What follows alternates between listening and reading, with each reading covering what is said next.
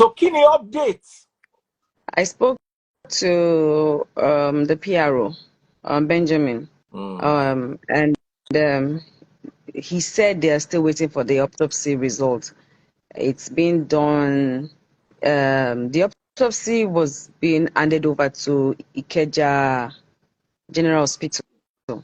So they did the first one, which is the how do you pronounce that now? Preliminary The reports. Whatever. So the the other one, which is the toxicology results, they don't do it in Nigeria, and then that has to take like few weeks for it to be ready. It takes between 4 to 6 weeks. So the police people said they even asked for the first result, but the hospital refused to give it, saying that they have to wait for the second result to come so that they can submit everything, that they have on ground. And that is what they are also waiting on. That was why they transferred the case. The CP transferred the case to the DPP so that they can also look into the case while they wait for the final autopsy result, And so I think also probably reason why his body has also not been given back is because they want the result to come. The family might decide tomorrow to say they want to do another private autopsy or whatever it is. So I think they're just waiting to do things the right way and not having to rush. Now I want to ask you your opinion, because we've been discussing opinions here. We are trying to looking at the situation. Shena Naira Mali, Shena the Papa, Shena the Pikin, Shena the Mama, Shena. You understand? We're trying to look at this because, to be very honest, the police, in as much as I appreciate what they've been doing, they're not really carrying us along. And this is such an emotional case. What are your thoughts from your understanding of the case? What do you think led to his demise? Okay, so I think because, the way we cried out for justice, they really have to be careful because, everyone is involved. Everyone is part of this. And this case cannot be swept under the carpet. And I think that they're just trying to do the right thing, which is first waiting for the result to come out. That's my own, because I speak with them all the time. They're waiting for the results to come out so that they can, I think when it comes out, obviously there's an corona inquest going on this case already, and while that is going on, they are waiting for the result. So there's really nothing they can do for now until that result comes out.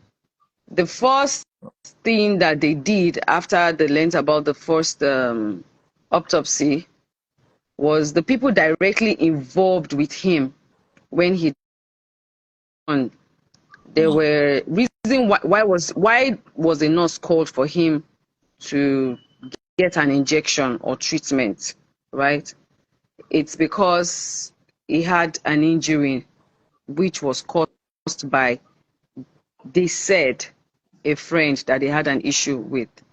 The friend has been called upon and he's with them right now in custody. So the nurse also who gave him that injection is also with them right now. The videos that were trending about Sam Larry and all that is the reason why Sam Larry is also being seen as a suspect. Naira Marley, because his name was called several times, and they already had written a petition stating that Sam Larry was of Naira Marley. So these are all the allegations that they have right now that they are working with. Until the autopsy result comes out fully, they really cannot, how will I put it? We really can't pin anything on anybody now. Everything is just allegations. The only person right now that I think they are holding as maybe the number one right now is the nurse that gave him an injection. Do you understand? Because that was what led to him foaming and whatever it is that happened to him. So until we get a clearer picture of exactly what caused his death, was it an infection? Was it an overdose? Was it a heart failure? I mean, what really happened? So until we get that, we really cannot say for sure who actually was the cause or reason why he's late today. So my own take is just like everybody has different ideas on how they painting the pictures, and I don't blame Nigerians if they don't believe in the police because of, I mean, it's Nigeria. All these things happen. You understand? When the police gets bribed and all that and all that. So I know all these issues happen in Nigeria, and because of, I mean, a lot of cases that we have seen, Nigerians tend to want to not believe in the police and in their system. But at the same time, we can't take laws into our hands. We need to wait and, look into this matter very well, because what exactly is the problem? I asked his family, close, I mean, that were with him, which was his wife and other friends, was he taking anything? They said no. Did he take anything on that day? Alcohol, whatever it is? They said no. But we cannot base our judgment based on what they have said. We can only base our judgment on when the autopsy result is being released to know if actually whatever it is that must have happened to him. So anything we say now is just speculation until we actually get the results and we know exactly what the result has said is wrong with him. Now, that's my own way of looking at it. Now, there seems to be so much emanating from the camp of the dad versus the camp of the wife. I don't know if you saw into that particular narrative. It seems like the dad and the wife are not really getting along. Were you able to speak to the wife one-on-one? Were you able to speak to the dad one-on-one? That is phrase. I really don't want to talk about their family issue. I wouldn't lie, because my own concentration is just based on Mohbad getting justice, and whoever it is that has done it, whether it's the wife or the father or the friend or whoever it is, should just, be punished for whatever it is they have done wrong. And that is just my own take. So, but to be honest, I have spoken to the wife. I have spoken to Mohbad's mom, and Mohbad's dad also called me up and told me some things. And from what Mohbad's dad said, I know there's an issue going on between the dad and the wife's family. Do you understand? There's an issue going on, because they called me and said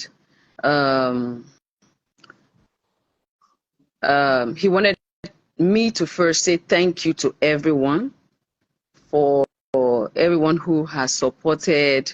He heard about the fact that we went to get to check out a place where Mohbad can lay to rest, and he's really happy that we went to do that. His son told him, because I actually called before going. I called the mom, the dad, and I also called all of them. He gave permission, so he was calling me back to return to say thank you. I saw that you guys went and everything. But his own concern now and his pain now is that he would like me to ask Mohbad's wife's mother some questions, And I was like, what are the questions? And he laid the questions on the table, which are personal family questions, and most of it is based on property and money, So, and one of it was like, he said to me, I bought my own property with my name. So why would Mohbad buy a property on his son's name? Oh, so I think the property is in Mohbad's son's name? Yeah, he said, there's a property not that's in his Mohbad wife's bought. name. No, the son. But what we are hearing, Iyabo, thank you for bringing clarity. What we are hearing, you know, we now second-hand gist we dey buy now, but bend down select gist lango. They say Mohbad wife, Yeah. mama, na in they hold the document of Mohbad property. That's what we heard from the streets. So if Mohbad bought the property in his son's name, I swear to God, I don't see a problem. I'm sorry, I don't see a problem. I don't see a problem too, because my properties mostly I put Pesos and Priscilla, you know. So, but everybody is different.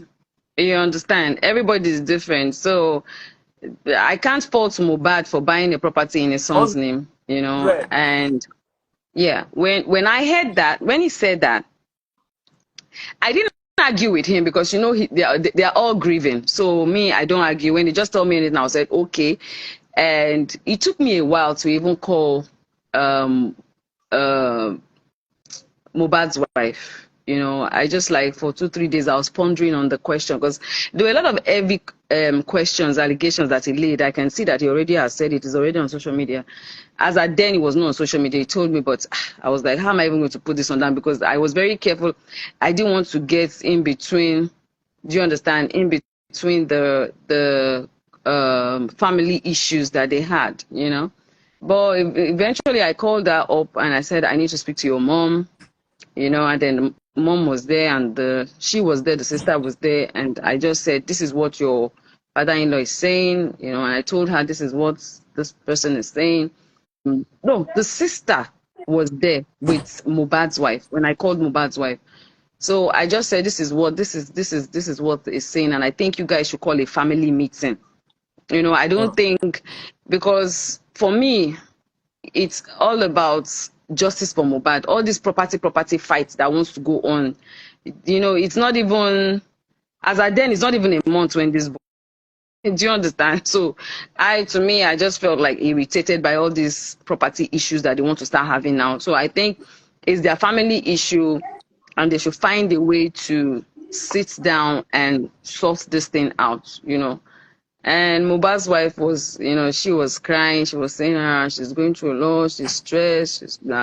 She'll tell her mom, you know, she doesn't know why he's having issues with her.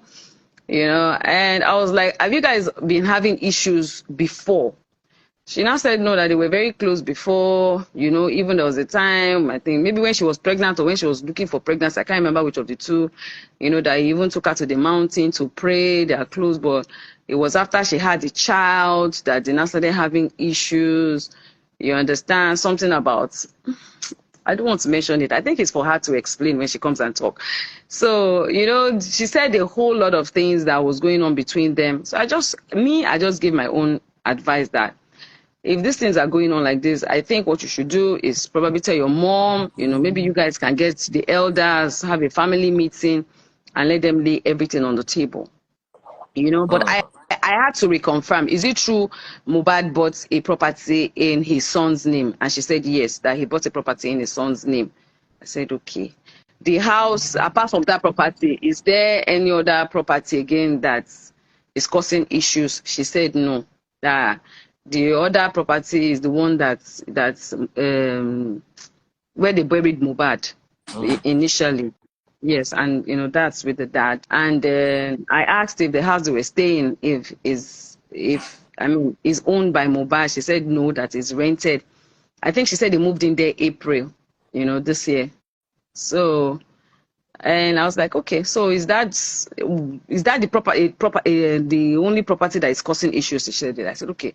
So what about the money allegations that he said when he's sleeping that she transfers money from his account to the mom's account? And she was like, I think the sister picked it up.